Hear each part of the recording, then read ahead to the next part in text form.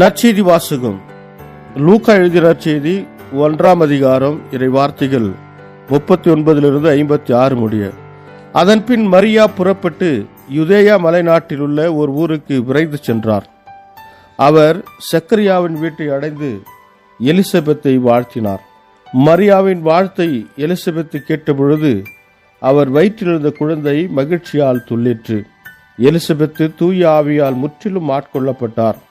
அப்போது அவர் உரத்த குரலில், பெண்களுக்குள் நீர் ஆசி பெற்றவர், உம் வயிற்றில் வளரும் குழந்தையும் ஆசி பெற்றதே.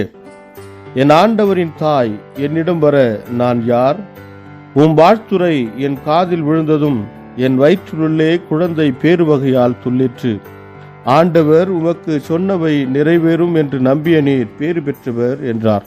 அதை கேட்ட மரியா பின்வருமாறு கூறினார்: ஆண்டவரை எனது உள்ளம் போற்றி பெருமைப்படுத்துகின்றது.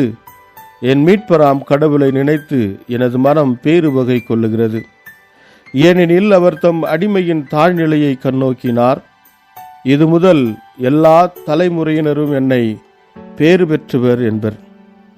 ஏனெனில் வல்லவராம் கடவுள் எனக்கு அரும்பெரும் செயல்கள் செய்துள்ளார். தூயவர் என்பதே அவரது பெயர்.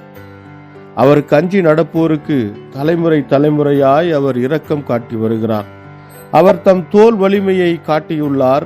உள்ளத்தில் செருக்குடன் சிந்திப்போரை சிதறடித்து வருகிறார். வலியோரை அரியணை நின்று தூக்கி எறிந்துள்ளார்.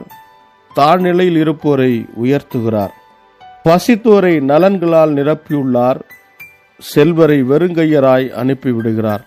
மூதாதையருக்கு உரைத்தபடியே அவர் ஆபிரகாமையும் அவர் தம் வழிமரபினரையும் என்றென்றும் இரக்கத்தோடு நினைவில் கொண்டுள்ளார்.